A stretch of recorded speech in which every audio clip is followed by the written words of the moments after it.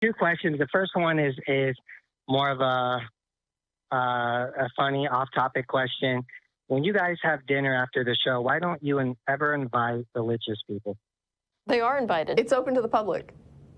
Oh, okay. I normally hear just the atheists, atheist friends, or I don't hear like a lot of times people will say anybody. atheist or atheist-friendly people. So yeah, I mean, we don't want people that are hostile to atheism coming to the dinner for sure. Yeah. But and you're not allowed to come here and proselytize. we ask nobody that comes through the door for the dinner what their views are on God. Okay. All right. Well, maybe I understood it then. All right. So the real question is I just want to see kind of where we get our morals and see if our morals conflict with our daily lives. According to Scripture, I'm a Christian, so I'll be talking about Christianity. I think there's quite a bit of things, and I know you don't believe it, but in the Bible where you probably think it's immoral. Let's say the killing of the Canaanites. Would you say if that actually did take place, or whether it's a story or not, do you think that's immoral? I think genocide is wrong, yes. Okay. Okay, so again, the question is, my question is to see if our morals conflict with our daily lives. So the Old Testament, there's slavery, there's Canaanite genocide. And so what I would like to ask is, do you think abortion is a moral right? Do you think abortion is a moral right? I don't believe, I guess I don't know what a moral right is. Yeah. Do you think it's acceptable behavior?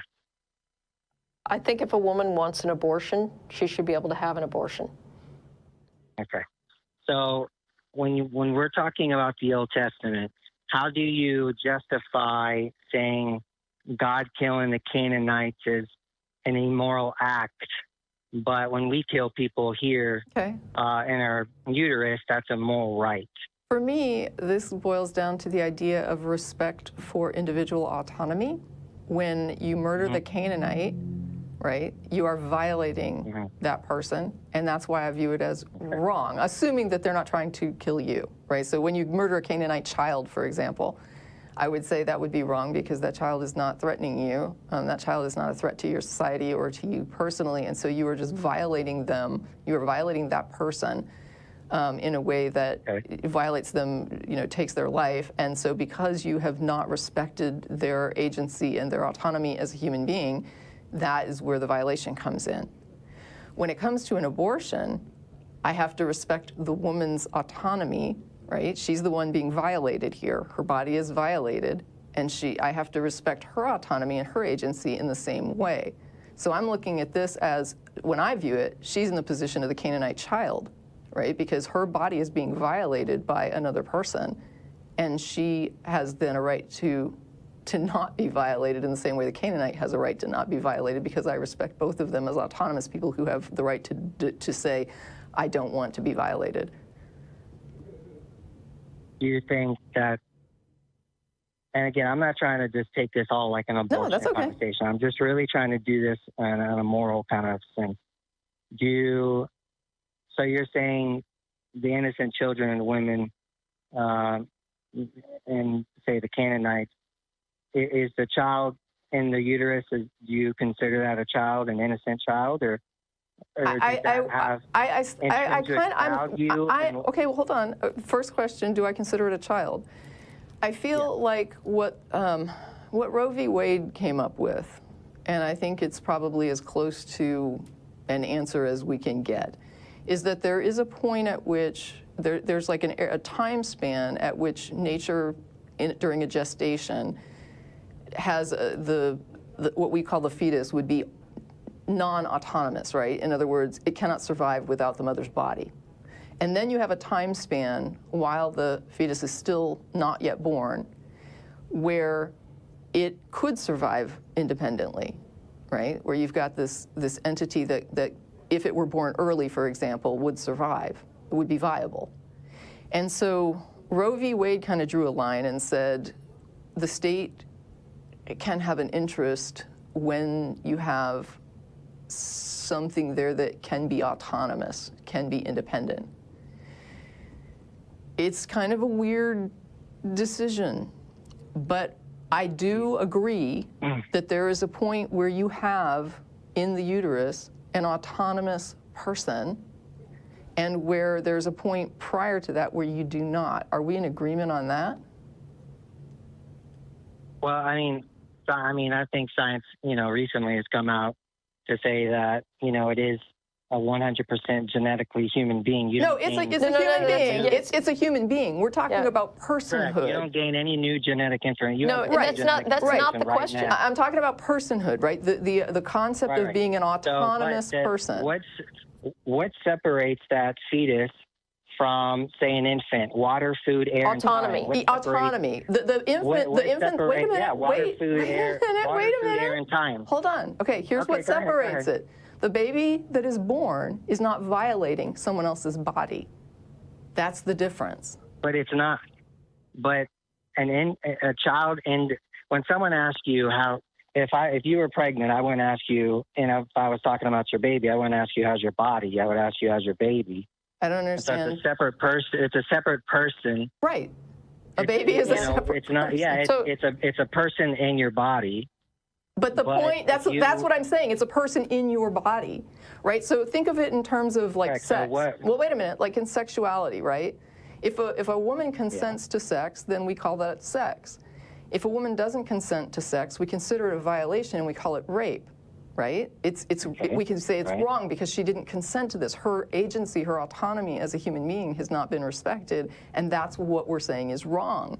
If we respect her autonomy and she wants to have sex and she has sex, then it's not considered a violation and a rape. You're allowed to be inside her body. So when you have a pregnancy that she's consenting to, then this is her pregnancy. But when she has a pregnancy that she is not consenting to, then her body is being violated. And I agree with you, whether you call it a person, not a person, a child, not a child, it has no right to violate someone else's body without their consent. Are you talking about abortion just with rape, or are you talking about... No. I'm using rape as an example of how consent makes a difference in bodily violations. So if a woman's body... So you would agree if I called you, if we were friends, and I told you that, we're thinking about abortion for whatever reason. 95% of abortions are based on inconveniences. If you disagree, feel free to let me know. But to me, it doesn't matter. The reason for the abortion is irrelevant. So if I called you as a friend and I said, hey, this is what we're thinking about. You were close to us, obviously, if I was talking about abortion with my wife with you.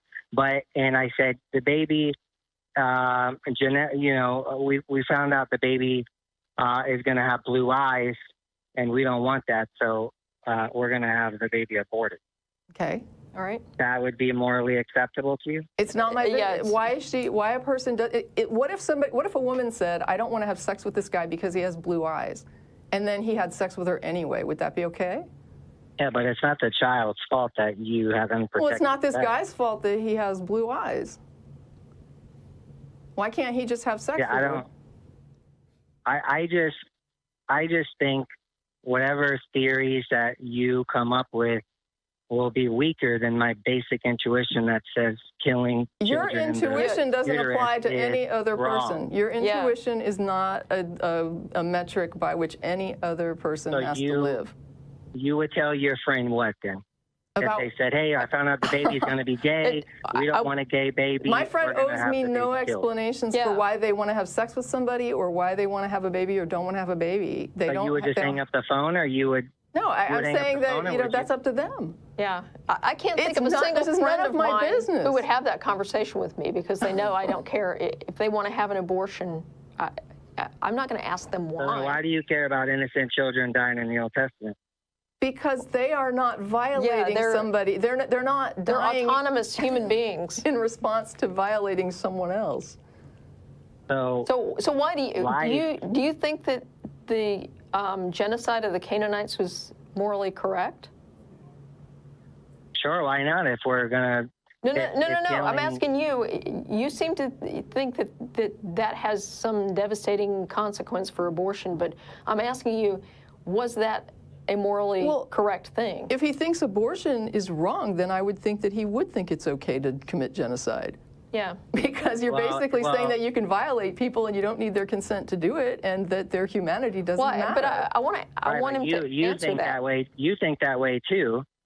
But no, I'm asking you. I'm asking you what you think. I'm saying if someone's not violating somebody else, then there's no grounds to be harming them. Well, in Canaanites, it says God, God said to wipe everyone out, but then you have a sentence or two later that says don't remarry with them and stay away from them. So a lot of the language that was spoken back in the day, it's like annihilating. We annilated that team. Or really, I guess my question is, we use that same language today. So I don't really think he annihilated them. But if you think it's all right, I don't think an NBA team annihilates their opponent. If you think it's okay to murder autonomous children, why are you opposed to abortion? Because I don't think genocide was a complete wipeout of Satan. But do you believe that that they were instructed to kill children? Well, I could tell you if there is a God, you probably wouldn't bow down and worship him if you knew that story was completely true. Do you believe in the story of Abraham and Isaac? Sure, yeah. I believe in the entire Bible. So then you believe that God would tell someone to kill their child. And you believe, why would you not believe it when the Bible says that God told them to go wipe out people and kill the children and kill the women? And, why would you think? Because when you read a verse, when you take text out of I'm going to mix this up, but yeah, when you take text out of context, you always get conned. You got to read the entire. You're saying that I can't find a verse where God instructed the Israelites to kill children? Yeah, you're saying that verse doesn't exist. That verse, but then you can also take your reading a step further and take it to fourth grade reading, and then read a couple more sentences, and you're going to see that it also talks. How can we annihilate the Canaanites? But then it says, don't remarry with them. So it was a. Were they told to kill the children or not? But do you care if they were told that? I do, if you're going to say that you're in favor of the Bible and you think that that's a moral thing to do, and then you're going to say that you think abortion is wrong, but it's okay to murder children. What my point is I hear you guys a lot talking about slavery, Canaanites. Yeah. And I've yet heard anyone ask you what's your stance on an innocent life in the uterus. I think a person who's being violated. I'm saying it sounds a little conflicting. No, it's consistent. I'm saying that if you're violating somebody else, then they have a right to defend their body. I mean, and I got to tell you, I don't believe your claim that you've never heard anyone ask us what we think about abortion, because we've talked about this many times on this show. Okay, well, I probably listened maybe 15 shows in the last year. Yeah, and here's First Samuel 15:2-3. Thus says the Lord of hosts, I have noted what Amalek did to Israel in opposing them on the way when they came up out of Egypt. Now go and strike Amalek and devote to destruction all that they have. Do not spare them, but kill both man and woman, child and infant, ox and sheep, camel and donkey. Mm-hmm. There it is. Are you reading that? Is that the Greek version, or is that like the NIV? Or? Oh, so it only counts if it's the Greek version?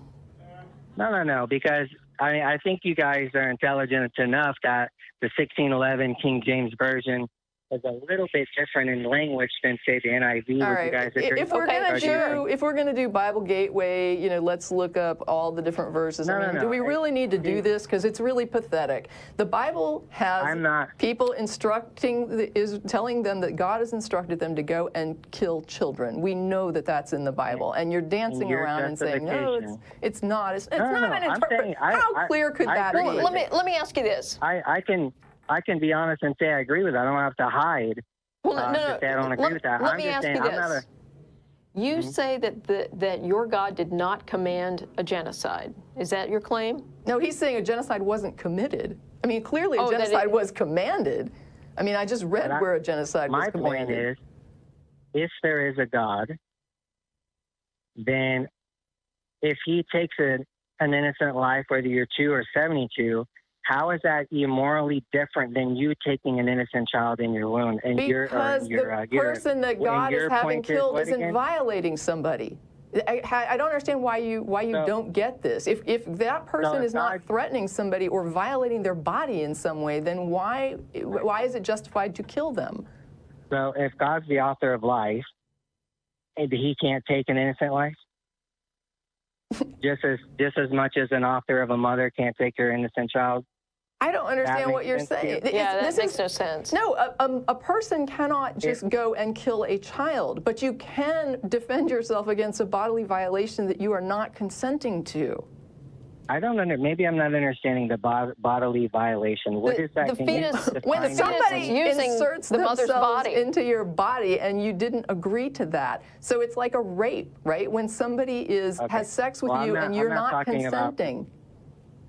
I'm not talking about the 1% of rape abortion. I'm not talking about a rape abortion either. Look, this is not hard. I'm saying that if you want to have a pregnancy and you're happy with it and you're consenting to it, after you find out about your pregnancy, you consent to it, then you have a happy pregnancy.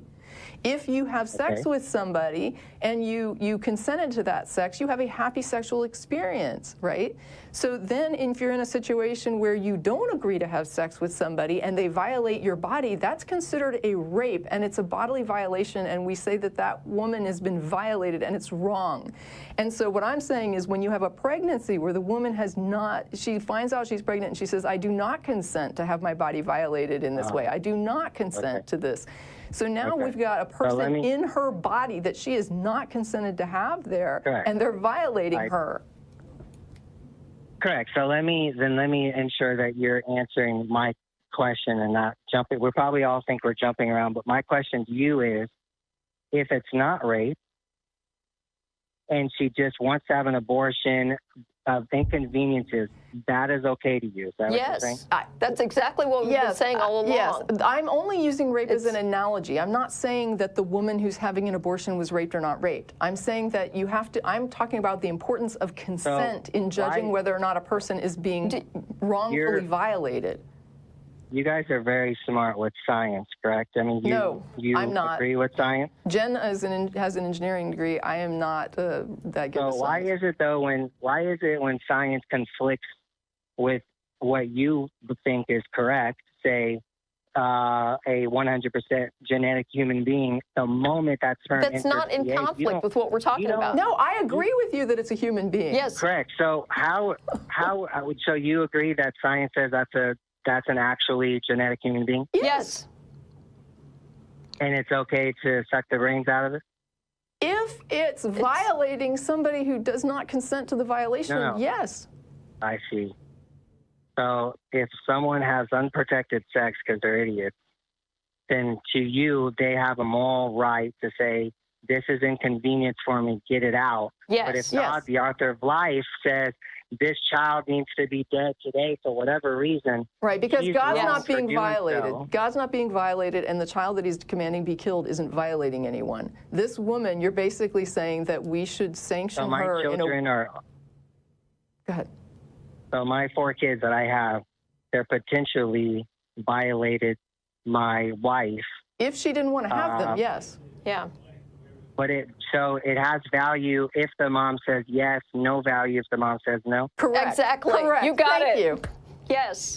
Yeah, exactly. You guys, I don't know how you're cheering and happy, right? That makes sense to you? Yes, like, and that's why I was trying to use the sex example. It's happy if she says yes and consents to it, then it's a happy sexual experience. If she doesn't consent, we all understand that it's a traumatic rape. Consent is what makes the difference here in whether or not a bodily violation is something that is okay or not okay. So she has a right to get rid of this. She has a right to not have her body be violated without her consent. Okay, now, rights exist in a materialistic universe? Sure. What is a right? Is it a preference or is it a right? No. A right technically is the things that your society allows you to do under like the laws. So if it's not against the law, then technically you can do it. right? But now, if you were living in North Korea, you wouldn't have that same. Let's say that I lived in a country where abortion was completely banned, all right? Then it would be true that women do not have a right to an abortion in that country, but I would be fighting really hard to get women that right. So Hitler was right with killing millions of Jews because he called the shots and it was his country. No, I'm saying that that under the law, he had given himself this right, and that would be a situation where I would fight against that right. You would say you would disagree with that. I would say we should not have that right. Yeah. So right is subjective. Well, it's a legal term. I mean, it's like a right has to do with what you are allowed to do. Now, whether or not you should be allowed to do it or whether or not you shouldn't be allowed to do it is a whole other matter. What rights we're going to grant and not grant are debatable, and I know which ones I would go for, which would be the ones that would maximize autonomy in situations where you're not harming somebody, and I wouldn't let people be violated in situations where they don't consent to it and where they haven't done harm. Okay. I mean, I'm going to go ahead. We have other callers, and I think we've gone on, and I feel like you've had opportunity to make the points you want to make. Do you feel satisfied at least that you've been able to express your views? Yeah, absolutely. First of all, thank you for not hanging up on me. No, it's okay. You know, I know abortion is a touchy subject, but, you know, I got my point across. You guys got your point across, and the audience and whatever can make their, you know. Okay, I'm good with that, too, and I want to thank you for your call, John. Okay. Thank you. Have a great day, guys. Thank you. Thank you.